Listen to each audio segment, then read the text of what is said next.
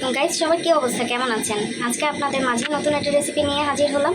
এটা হচ্ছে বলা চলে আমার রেগুলার একটা রান্না, জাস্ট আপনাদের সাথে শেয়ার করা। আসলে নতুন নতুন রান্না করছি, দয়া করে যদি ভুল হয় তাহলে ক্ষমা দৃষ্টিতে দেখবেন। আচ্ছা, এখানে হচ্ছে আমি পেঁয়াজ নিয়েছিলাম, আর এখানে 3টা মোটামুটি সাইজের চিংড়ি মাছ নিয়েছি। এখানে ধনিয়া পাতা, আর আপনার হচ্ছে মরিচ, এখানে লাউ কাটা, এখানে পেঁয়াজ বাটা, এখানে হচ্ছে আমি হলুদ, মরিচ, লবণ, ধনিয়ার গুঁড়া, জিরা গুঁড়া এগুলো দিয়ে একটা মিক্সার করে রেখেছি। আর এটা হচ্ছে পানি। তো চলেন শুরু করা যাক ভিডিওটা। আমি এখানে অলরেডি পাতিলটা বসিয়ে রেখেছি। এখানে একটু তেল দিয়ে পাতিলটা গরম হতে দিয়েছি। এখন তেলটা দিব।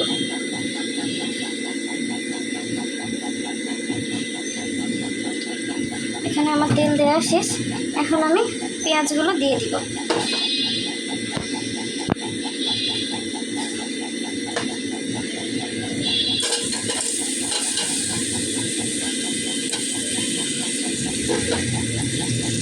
পাচ্ছেন এখানে পেঁয়াজের কুচি এবং আপনার চিংড়ি মাছ এগুলো দিয়ে এখন ভালো করে নাড়াচাড়া করবো, যেন লেগে না যায়।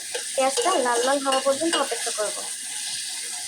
আর চিংড়িটা এখানে ভাজা দেওয়ার কারণ হচ্ছে চিংড়িটা অনেক টাইমে গন্ধ লাগে কাঁচা, যাতে গন্ধ না লাগে, যার জন্য আমি এভাবে ভেজে নিচ্ছি। চিংড়িটা যাতে লাল হয় সেই জন্য আমি কিছুটা এখানে মরিচের গুঁড়ো, হলুদের গুঁড়ো, লবণ এগুলো অ্যাড করে দিলাম, যাতে চিংড়িটা যেন একদম সাদা না থাকে, কালারফুল হয়।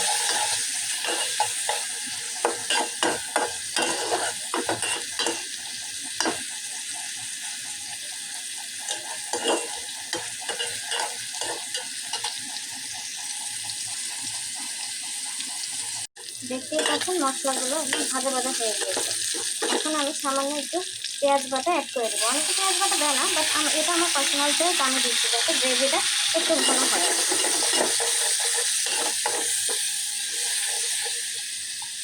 আর আমি তো আগেই বলে রেখেছিলাম আমি হচ্ছে এখানে হলুদ, মরিচ, ধনিয়ার গুঁড়া, জিরার গুঁড়া এগুলো অ্যাড করে রেখেছি একসাথে। তো আমি এগুলো একসাথে দিয়ে দেবো।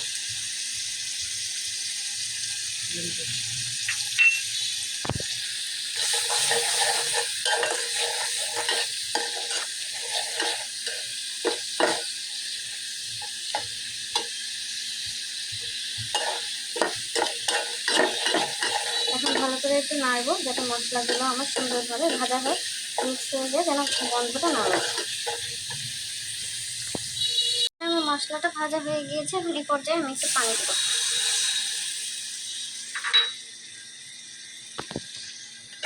পানি দিয়ে একটু নাড়াচাড়া করবো, যেন পানিটার সাথে একদম মিশে যায় মশলাগুলো। এখানে আমার মশলা একদম নাড়াচাড়া শেষ। এখন আমি এর পর্যায়ে এসে লাউগুলো দিয়ে দেবো।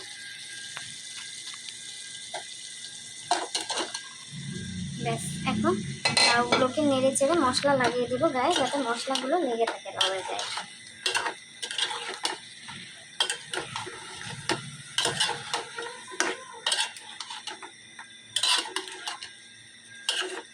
এখন আমি লাউটাকে ঢেকে দিব, যেন তাড়াতাড়ি সিদ্ধ হয়ে যায়। এখানে আমি অল্প পরিমাণ পানি দিয়েছিলাম তখন। এরপরে আমি ওই সামান্য পানি দিয়ে এই পুরো লাউটা একদম সিদ্ধ করে ফেলেছি। এখন দেখেন একদম ফুললি গলে গিয়েছে, এরকম একটা অবস্থা। তো পরিবেশন করব একটু পরে, দেখা যাক খেয়ে কি বলে বাসার সবাই। আর তখন যে দেখিয়েছিলাম যে ধনিয়া পাতা দিয়েছি, এটা হচ্ছে লাউয়ের ফাইনাল লুক, লাউ চিংড়ি। দেখতেই পাচ্ছেন কতটা ইয়াম্মি হয়েছে।